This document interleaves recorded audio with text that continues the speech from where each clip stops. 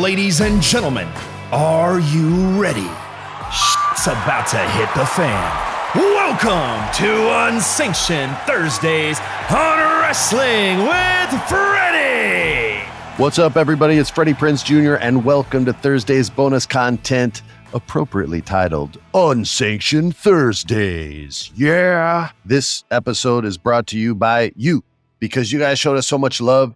You guys downloaded these episodes. You guys wrote us awesome reviews. Even if you wrote us mean reviews, I still appreciate you reaching out. You're sharing it with your friends, the bosses, the powers that be. Thought it was great. Thought the turnout was great. So we're back. Here's some news from the Premier Streaming Network, which I happen to be a co-owner in. For those of you who don't know, we're basically the digital version of the territory system. We find all these independent territories. We showcase all of them on our network, which you can download for free. And basically you can see not every, but a ton of these independent promotions all across this country, some from across the pond as well. And you can also see a lot of historical matches from wrestlers that you do watch on AEW and WWE, and you can see where they started, where they came from, and all that good stuff. However, I have announcements to make. So check it out. First of all, Impact Slammiversary. We never talk Impact, but we are today. We'll be live on the Premier Streaming Network, and you can order it now at watchonpremiere.com. That's Watch on Premiere, Premiere spelled Premier, because it's I before E, except after C, and a few other times it breaks the rule. That's stupid. Also, you guys, the Premier Streaming Network Wrestling Showcase is September 9th. Do not forget that, September 9th. We're in New Jersey for that, September 9th, and I am trying to make this trip myself. I can't confirm that I'm going yet, but just know that I am actively trying to work some scheduling stuff out so that I can make it. You can watch it at watchonpremiere.com. A lot of times it's always going to be watchonpremiere.com. And you can also get tickets to the event in Metuchen, New Jersey at showcasetix.com. Showcasetix.com. Anything goes. Anything goes in South Jersey. So if you're in New York, if you're in Baltimore, if you're in Virginia, take a train. If you're in Philly, well, now Philly fans will probably be like, fuck you, we have our own indie wrestling. Well, we might buy one of them and bring them in too, so show up and show out. Also, we'll be giving a Lifetime Achievement Award to Bill Apter. That's all the Premier Streaming news for the day. Let's talk 4th of July, people. I hope everyone had a happy 4th. Hope it was wonderful and fantastic. Talk to you guys a little bit about what I like to do on the 4th of July. We're fortunate enough that we have a pool, so we try to do a pool barbecue every single year. A lot of times people are traveling, but lately it's been so chaotic and hectic that I found a lot of people are staying in. So for the holidays, we've been having people over all year. I like to cook. I have a cookbook. If you want to check it out, it's called Back to the Kitchen. I think you just get it on Amazon, probably. I don't know. I made it a long time ago, and I don't remember where they sell it or they have a website or any of that stuff. I don't really care, to be honest with you. I wrote it. I was bored. I think we were in the pandemic or it just started. I don't know. But anyway, I love to cook, and I'm going to talk about the greatest meal I ever prepared on the 4th of July. Are you ready? We had the grill ready, and I wanted to do something special for everyone. And my buddy, his name's Masaaki Aoyama. And we call him Macha-san. And he's the man, dude. He was a sushi chef at this restaurant called Asanebo, which is in the valley here in Southern California. And it had a Zagat rating of perfection, just one word. And it's a Michelin rated restaurant as well. And the food there is crazy expensive.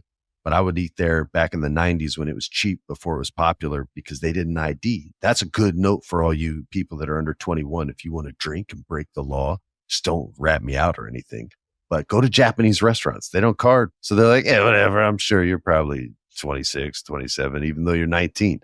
So that's what I did. And that's how I found this place. And back then, Macha was just a busboy. And this fool was so talented that he went from busboy to back kitchen to assistant sous chef to sushi chef behind the counter to the head sushi chef of the restaurant. And then he got into pottery and was so sick at that he made all the dishes for the restaurant as well. And each one was unique and like beautiful and crazy. He would make the sake cups that you would drink hot or cold sake out of, all this stuff.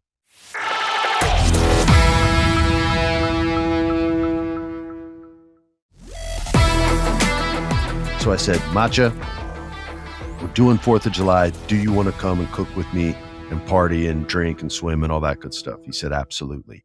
I said, if I give you a budget, will you come through with some good stuff? He goes, how big a budget? He writes back. I said, big. He said, how big?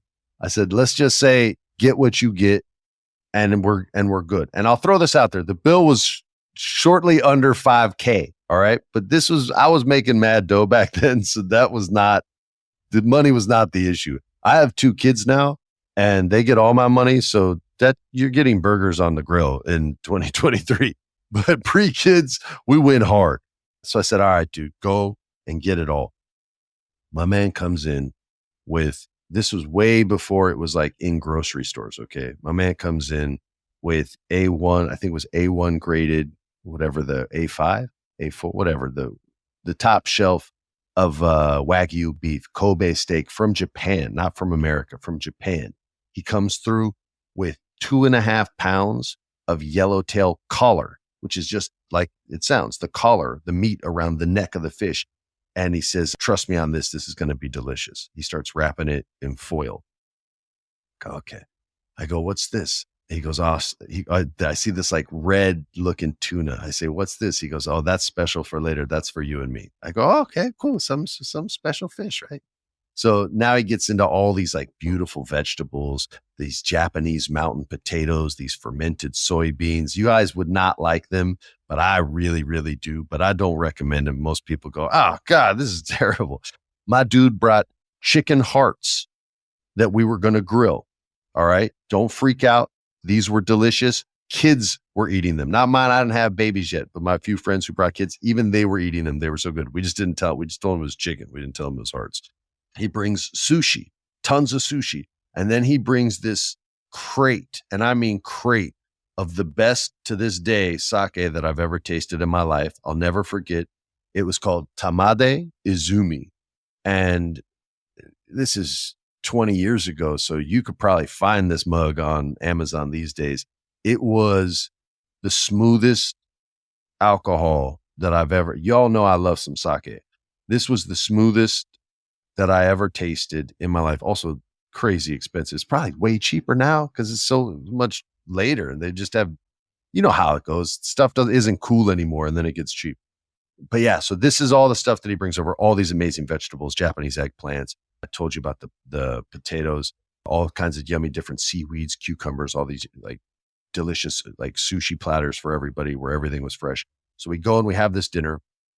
And then he goes, Freddie, come back here. And we've had a few sakes and a few beers at this point, okay?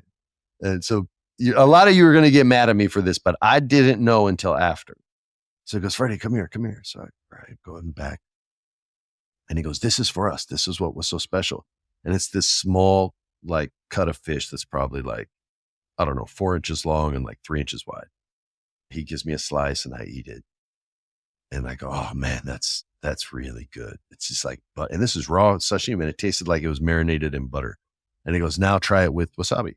Slices it up, put some wasabi on it. I eat that one. No soy sauce. I'm like, oh my God, dude, that's insane. He goes, all right, last one. He slices a third slice and then the other half is for him, right? He's going to have 3 slices. And he puts this sweet soy on it and I taste it and I go, oh my God, dude, that's heaven. That's like the ultimate barbecue finisher right there. Cause it tasted like a barbecue sauce on this, almost like a Japanese style barbecue sauce. I go, what is that? He goes, oh, it's Wagyu. I go, Wagyu, man. But what is it in English? And he goes, Wagyu. And I go, no. I hear you do, but the translation, man, I don't know that. I can speak Japanese, like ordering sushi. Like I can order in Japanese. And I can say, hello, where's the bathroom? Where's the embassy? That girl looks good, as my dad used to say back in the old days. That's about my extent. So I go, no, dude, I don't know what Wagyu means. What does Wagyu means? And he goes, whale. And I kind of stopped and cocked my head and went, yo, are you trying to say whale? And he goes, nods his head. He goes, yeah. And I go, oh, shit. And he goes, what? I go, dude, are we even allowed to eat this? He goes, no, but it's okay. I go, dude, I just ate a whale. I feel so bad now. And he goes, but it was good, right? I go, yeah, it was delicious, but that's horrible, man. You can't do that to me. I was drunk. Remember this. So It ended up being the greatest meal that everyone had. It ended up being a traumatic experience for me, but one of the best meals I ever had. The steaks were all medium rare. Even my friends who like it well done weren't trying to mess around with matcha.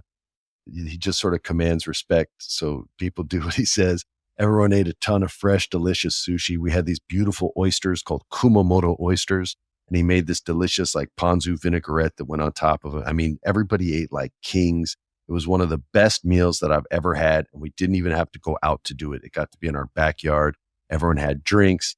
Nobody even smoked cigarettes. So it smelled lovely, like food the whole time. Everybody had a great swim. It was my best 4th of July. I hope all of you have an even greater 4th of July than that every single year. And I wish all of you a happy weekend. Peace. This has been a production of iHeart's My Cultura Podcast Network. For more podcasts from iHeartRadio, visit the iHeartRadio app, Apple Podcasts, or wherever you listen to your favorite shows.